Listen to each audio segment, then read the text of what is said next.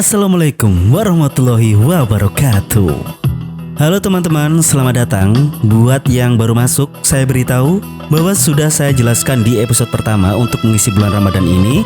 Saya akan mengulas penuh tentang kisah perjalanan Islam beserta dengan kisah dari Rasulullah Nabi Muhammad SAW melalui kacamata Umar bin Khattab selaku khalifah kedua setelah wafatnya Nabi. Playlist dan juga link sudah saya buatkan, jadi silakan menikmati.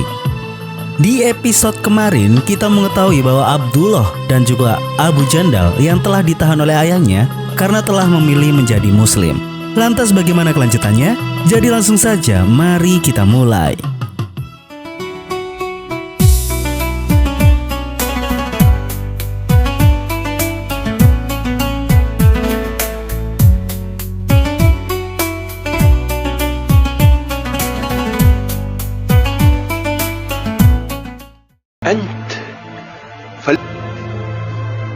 Walaupun mereka berdua telah dibelenggu oleh Suhail ayahnya sendiri, hal itu malah membuat mereka berdua merasa bebas dan bahagia karena telah menjadi muslim sesuai dengan kehendak hati mereka.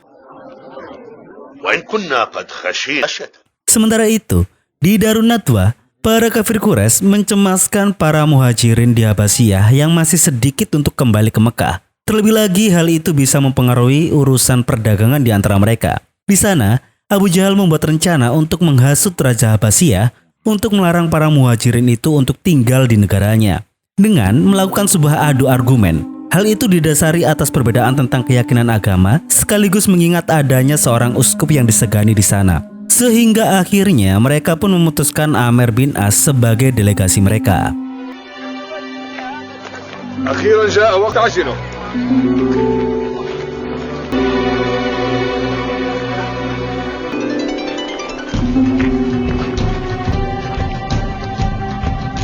Singkat cerita, Amr pun telah tiba di Abbasiyah di hadapan sang raja atas nama para petinggi Quraisy yang menganggap mereka kafir, yaitu para muhajirin, orang-orang muslim. Amr meminta sang raja untuk mengembalikan para muhajirin tersebut. Dan sesuai reputasinya, sang raja tidak langsung menelan mentah-mentah ucapan dari Amr. Bagi raja, hal yang tidak mungkin jika bangsa Arab yang terkenal akan sumpah perlindungannya membiarkan sebagian penduduknya melakukan hijrah ke negerinya tanpa suatu alasan. Akhirnya, sang raja pun memutuskan untuk mempertemukan mereka untuk mencari titik temu dalam permasalahan tersebut. Ya, walaupun Amr sedikit khawatir tentang kebenaran yang bisa saja terungkap. Di sisi lain, para muhajirin yang mengetahui kedatangan Amr bin As, mereka pun sedikit khawatir akan akal bulusnya Amr. Sehingga mereka pun memilih sepupu Nabi yaitu Ja'far untuk menjadi juru bicara untuk menceritakan semua hal dengan sebenar-benarnya.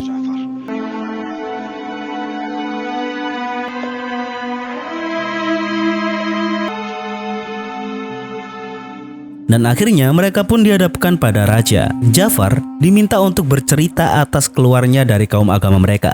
Ja'far pun menceritakan awal dari segala peristiwa di Mekah di mana dulunya bangsa Arab adalah penyembah berhala, sekaligus termasuk kaum jahiliyah yang sudah banyak melakukan perbuatan dosa. Hingga akhirnya Allah pun mengirimkan sang utusan dengan risalah kenabiannya untuk menyembah pada satu-satunya Tuhan, yaitu Allah SWT, dengan nilai-nilai moral yang luar biasa. Dan pada akhirnya para muhajirin itu memilih untuk menjadi pengikutnya, yaitu pengikut Nabi Muhammad SAW.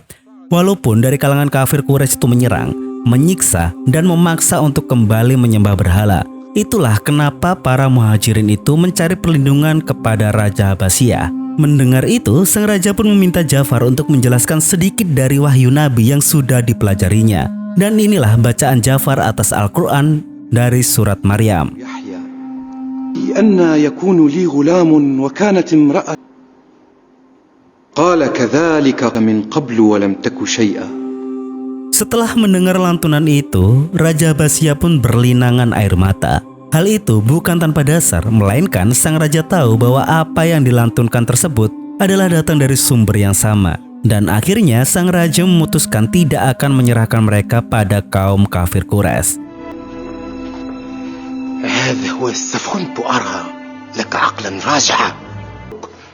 Amr yang berakal bulus pun meminta kesempatan bahwa hari esok dia akan menjelaskan sesuatu pada sang raja yang mungkin bisa mengubah kebijakannya. Dan hari itu pun tiba. Untuk kedua kalinya, lagi-lagi Amr bin As menanggung kecewa. Sehingga sang raja pun memintanya untuk kembali serta mengambil kembali hadiah yang dibawa oleh Amr. Karena sang raja alergi dengan hal-hal yang berbau sogokan. Dan atas semua itu, Amr bin As merasa kesal, bahkan dia mencemooh patung Lata Uzza setibanya dia di Mekah. Alam yakunil ta'sib.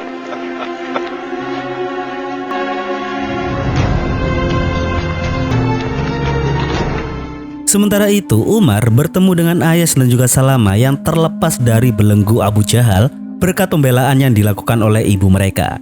Begitu juga dengan dua anak Suhail yang dimana akhirnya mereka berbahagia atas kembalinya kebersamaan mereka. Allah, thumma nu'ajjilu ila Rasulillah annaka ma yalbathu an walaqad alimtum anna Muhammadan huwa hurikum. Selama 7 tahun, upaya dari kafir Quraisy belum membuahkan hasil. Abu Jahal pun berencana untuk membunuh Rasulullah yang dianggap sebagai dalang dari semua peristiwa yang sudah terjadi. Sehingga dia pun menyarankan pada semuanya untuk melakukan perlawanan dengan harta kekayaan, yang artinya mereka bisa memerintah pasukannya lebih banyak, sekalipun Bani Hashim akan menjadi lawan mereka. Di tempat lain, atas apa yang sudah direncanakan oleh para kafir Quraisy, Abu Thalib mengumumkan kepada kaumnya yaitu Bani Hashim untuk berlindung di markasnya, dan tentu hal itu dilakukan sekaligus untuk melindungi Nabi Muhammad. Dan Abu Thalib mengembalikan pilihan itu pada mereka. Tidak mengapa jika memang ada yang tidak mendukungnya, tetapi hal itu akan mencederai kehormatannya sebagai kaum Bani Hashim. Mendengar itu, sontak mereka semua pun bergabung dengan Abu Thalib, kecuali Abu Lahab yang malah memilih bergabung dengan Abu Jahal dan juga kelompoknya.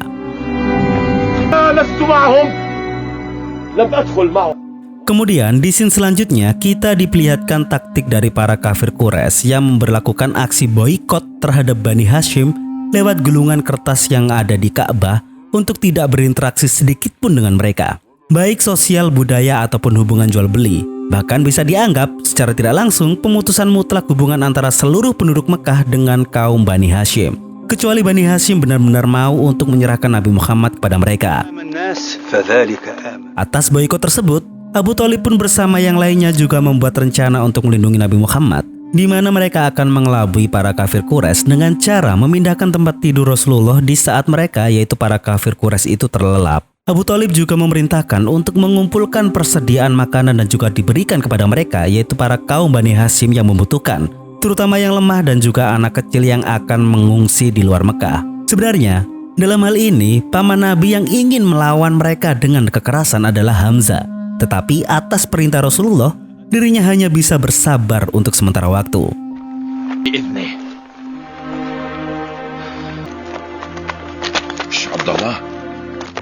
Pasca pemboikotan tersebut, Umar dan anaknya yaitu Abdullah yang sedang dalam perjalanan untuk bergabung dengan Bani Hashim dihadang oleh beberapa orang kafir Quraisy. Tapi Umar bisa memperingatkan mereka, andaikan tidak ada pesan Nabi untuk bersabar, niscaya mereka sudah rata alias babak belur. Faqad u'dzirtu ilaikum. Abati? Umar kemudian menasihati anaknya yang ketakutan untuk menjadi anak yang pemberani dalam kebenaran apapun. Dan mereka pun melanjutkan perjalanannya yang kebetulan di saat itu juga bertemu dengan Abu Bakar.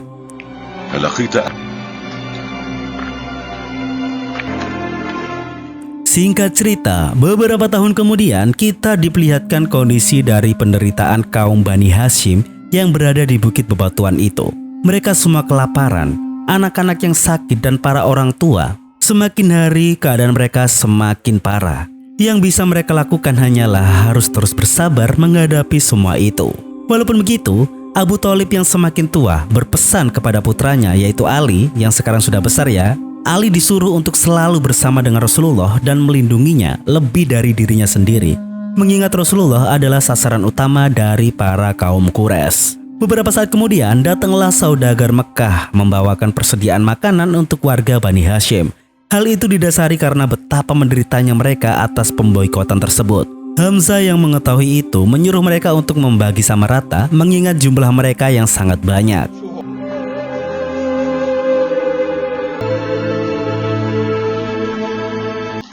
Ya ma'syar Quraisy wa Banu Hashim halka لا يفتح الظالمة. Setelah mereka memberikan persediaan makanan, saudagar tersebut berseru kepada penduduk Mekah, termasuk Abu Jahal dan kawan-kawan, bahwa dia akan merobek perjanjian boikot tersebut. Ternyata apa yang diutarakan oleh saudagar itu mendapatkan dukungan dari beberapa orang yang selama ini sebenarnya tidak setuju dengan pemboikotan yang dilakukan oleh Abu Jahal.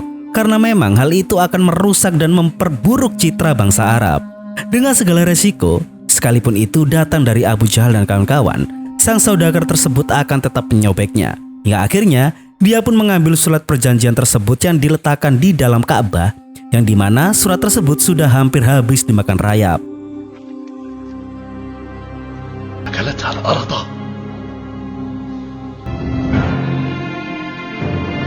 صحيح. من فعل هذا؟ أيها الناس، ولن نمالئ أحدا في فساد. Umar dan Abu Thalib yang menyaksikan peristiwa itu pun mulai tersenyum. Bahkan, Umar langsung pergi ke tempat pengungsian Bani Hashim untuk memberitahu Rasulullah bahwa beberapa orang telah membatalkan dan merobek perjanjian boikot itu. Atas kabar baik tersebut, bertakbirlah mereka dengan gembira. Waktu terus berputar dan berlalu. Begitu juga dengan Abu Thalib, sang paman Nabi. Di detik-detik menjelang wafatnya, Rasulullah mengunjunginya yang terbaring tanpa daya kecuali kata-kata. Betapa senangnya Abu Thalib melihat keponakan tercintanya itu. Dia selalu berharap bisa berumur panjang untuk bisa selalu mendukung Rasulullah. Tapi sudah waktunya bagi dirinya untuk pergi. Dan sebagai pengganti untuknya, yaitu anak dan saudara-saudaranya untuk melindungi Rasulullah. Dan akhirnya, Abu Thalib pun meninggal dunia.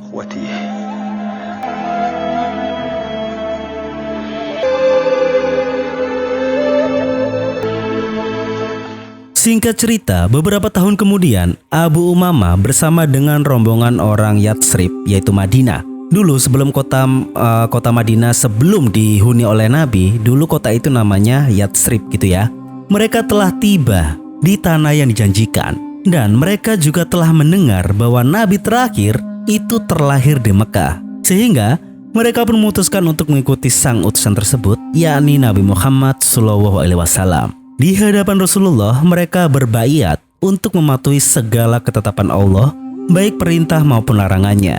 Bahkan atas keseriusannya tersebut, mereka meminta Rasulullah untuk mengirimkan para sahabat guna mengajarkan agama yang benar ini, yaitu Islam. Beberapa hari kemudian, Rasulullah telah mengutus seorang sahabat ke Yatsrib untuk mengajarkan warga di sana tentang Islam.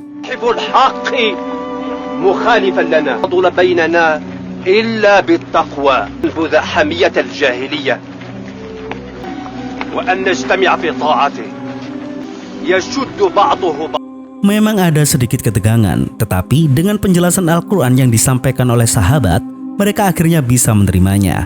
Bahkan di tahun musim haji ke-13, kaum Aus dan juga Khazraj dari Yaman menyambut kedatangan Rasulullah. Mereka rela melakukan perjalanan jauh dan menunggu akan kedatangan sang kebenaran tersebut. Hingga akhirnya, paman Nabi yaitu Abbas yang bersama dengan Rasulullah menyampaikan nilai-nilai Islam pada mereka. Dan jika hal itu mereka taati, maka Rasulullah akan bergabung bersama mereka. Inilah sebuah kegembiraan atas kebenaran yang diterima oleh kaum Aus dan juga Khazraj.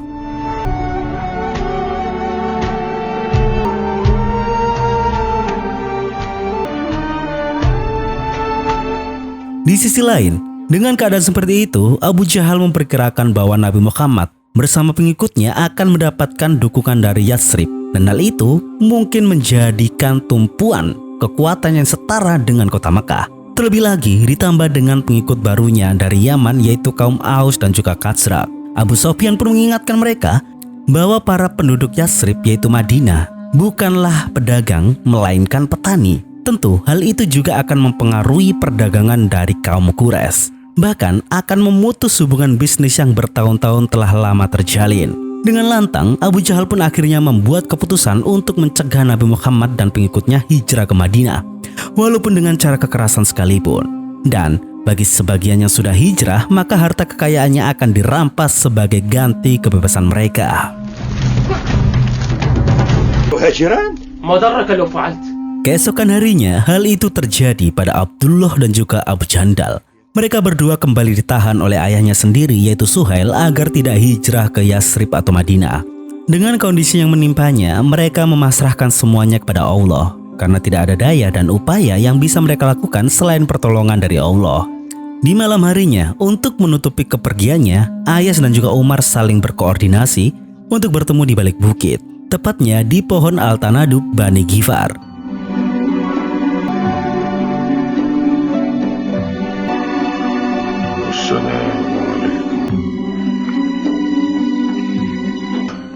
Namun sebelum itu, di pagi harinya selepas sholat, Umar memberitahu Bani Adi jika di antara mereka ada yang bergabung untuk hijrah, maka dirinya akan menunggu di balik bukit Mekah.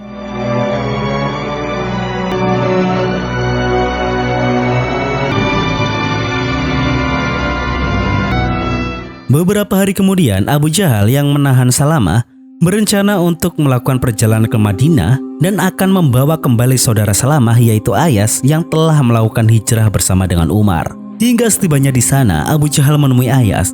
Dia menceritakan kebohongan bahwa ibu Ayas tidak rela atas kepergiannya Ayas. Bahkan si ibu menyiksa dirinya sendiri jika tidak bersama dengan anaknya. Umar yang mendengar itu memberitahu Ayas bahwa ucapan dari Abu Jahal adalah kebohongan. Hal itu dilakukan hanya untuk menangkapnya kembali dan mencoba memalingkan dari keyakinannya. Tapi Ayas berpikiran bahwa ucapan dari Abu Jahal tidak bohong karena Ayas mengenal sosok ibunya yang sangat mencintainya.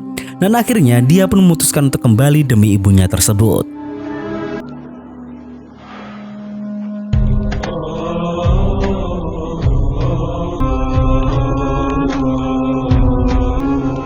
Dan singkat cerita, setelah melakukan beberapa hari perjalanan, Ayas yang tiba di Mekah justru langsung disekap dan ditahan oleh Abu Jahal. Dan atas apa yang menimpanya, dia hanya bisa menyesali nasihat yang sudah diberikan oleh Umar kemarin. Setelah itu, Abu Jahal pergi ke para petinggi kafir Quraisy.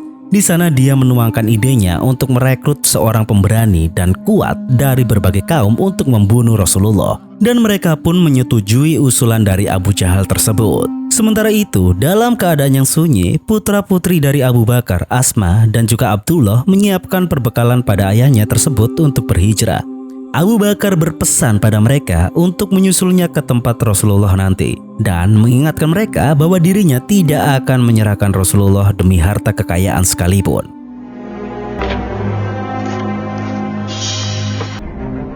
Malam pun tiba, Abu Jahal dan para Al-Gojo mendatangi rumah Rasulullah secara diam-diam. Dan atas apa yang mereka ketahui bahwa Rasulullah sedang tidur, maka mereka memutuskan untuk menunggu Rasulullah keluar. Hingga akhirnya pagi pun tiba, mereka bersiap siaga di depan pintu.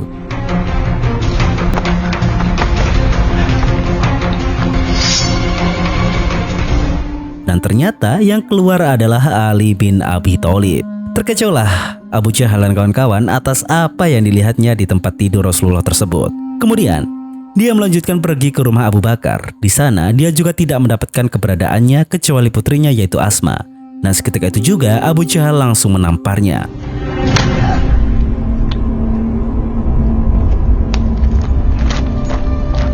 Memang psikopat sih Abu Jahal ini. Dan setelah peristiwa itu, Asma mendatangi saudara dan ayahnya serta Rasulullah yang berada di luar bukit Mekah. Dengan perbekalan yang dibawa tanpa adanya pengikat, Asma pun mengambil ikat pinggangnya dan menyobeknya menjadi dua untuk diikatkan pada pelana unta. Dan inilah Asma dengan kecerdasannya yang mendapatkan julukan pemilik dua ikat pinggang. Atas hasil yang nihil, Abu Jahal pun lantas membuat sebuah sayembara bagi siapa saja yang berhasil menangkap dan membawa kembali Rasulullah dan yang lainnya. Mereka akan dihadiahi 100 unta betina. Mendengar hal itu, Suraqah bin Malik langsung bergegas ke padang gurun untuk memburunya. Hingga akhirnya dia pun melihat Rasulullah bersama dengan Abu Bakar dan juga anaknya.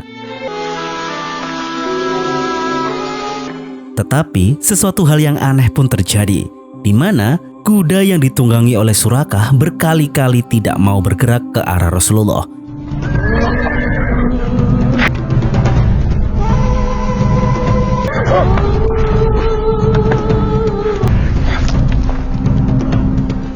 Bahkan kudanya membuatnya jatuh bangun. Atas kejadian tersebut, Suraqah pun sadar bahwa ini adalah isyarat dari Allah atas perlindungan pada kekasihnya tersebut. Dan seketika itu juga, dia pun berjalan kaki berlari untuk menghampiri Rasulullah dan juga Abu Bakar. dan mengatakan yang sejujur-jujurnya apa yang didengar rencana dari kafir Quraisy dan niatnya yang sebelumnya ingin menangkap Rasulullah. Dia pun benar-benar meminta maaf. Lalu di sana, Abu Bakar pun kemudian meminta Suraqah untuk menghalangi siapa saja yang ingin menangkap Rasulullah. Dan inilah salah satu contoh kuasa Allah yang melindungi para kekasihnya. إلا نظرت فيه فلم أرى أحدا.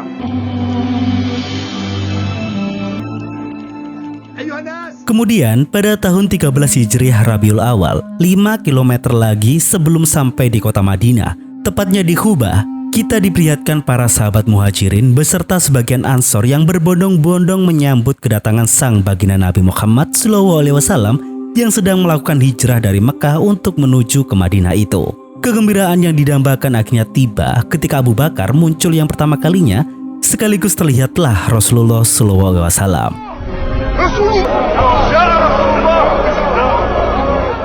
Lantas, selang beberapa hari kemudian, Ali bin Abi Thalib juga tiba di tempat Rasulullah, yaitu Khubah. Di sana, Ali bertemu dengan Umar yang hendak ke masjid pertama yang dibangun Rasulullah, yaitu Masjid Khubah. Mendengar hal itu, betapa senangnya Ali mengingat masjid adalah tempat nyaman untuk beribadah. Dan akhirnya, mereka berdua pergi bersama untuk menemui Rasulullah. Walaupun Ali kakinya terpincang karena perjalanannya yang menggunakan alas kaki saja. Betapa mulianya perjuangan Ali demi Rasulullah yang membawa kebenaran itu. Singkat cerita, setelah beberapa hari di Khubah, akhirnya Rasulullah dan rombongan beliau telah tiba di Yasrib, yaitu kota Madinah. Dan betapa bahagianya mereka menyambut akan kehadiran kekasih Allah, yaitu Nabi Muhammad SAW. Seperti yang selama ini kita ketahui, mereka bahkan mengiringi kedatangan Rasulullah lewat lantunan kata-kata yang mulia. Inilah sahabat Ansor yang telah mengetahui ajaran sebelumnya akan kehadiran Nabi terakhir sekaligus penutup para Anbiya, yaitu sang utusan tercinta Nabi Muhammad SAW.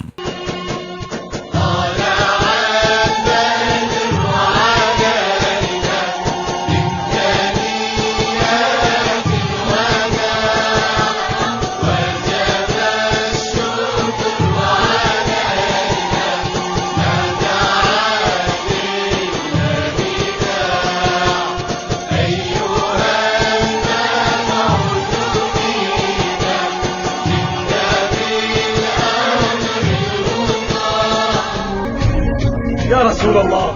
Banyak dari kalangan mereka yang menginginkan rumahnya untuk disinggahi oleh Rasulullah. Namun, beliau pun memutuskan hal itu pada pemberhentian unta yang ditungganginya.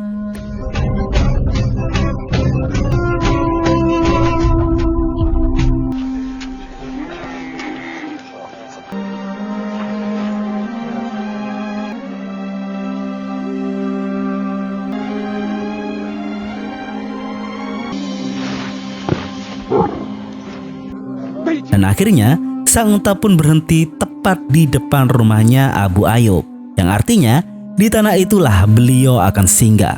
Sungguh beruntung dirinya atas tempat yang disinggahi oleh Rasulullah. Walaupun begitu, tentu sebagian mereka yang masih beragama Yahudi mengucapkan selamat. Hal itu pun terjadi pada Abu Hubab dan saudaranya. Beberapa hari kemudian, para Muhajirin dan sahabat Ansor membangun masjid sebagai sarana beribadah. Mereka merasa sangat bergembira.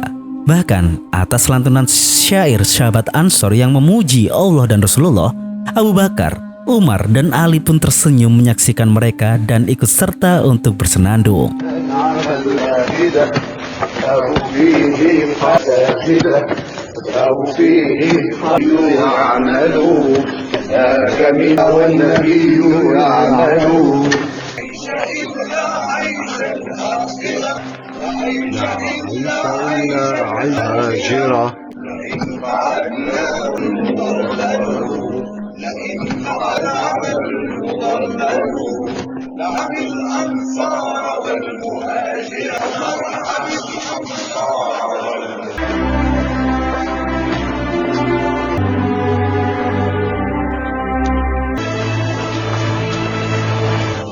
Setelah pembangunan tersebut, atas surat Rasulullah, Umar memberitahu mereka semua untuk bersatu, saling mengerti, dan saling melindungi atau mencintai satu sama lain. Tetap berkawanlah karena Allah hingga di akhirat nanti. dan tetaplah berlemah lembut kepada tetangga-tetangga mereka, yaitu para kaum Yahudi. Betapa indahnya surat Rasulullah yang menenteramkan mereka walaupun berbeda agama. Dan apakah keberadaan Rasulullah di kota Madinah tersebut tetap mendapatkan kehangatan atau sebaliknya? Mengingat agama Yahudi yang masih sangat kuat di sana. Dan semuanya akan bisa kita saksikan di episode yang selanjutnya.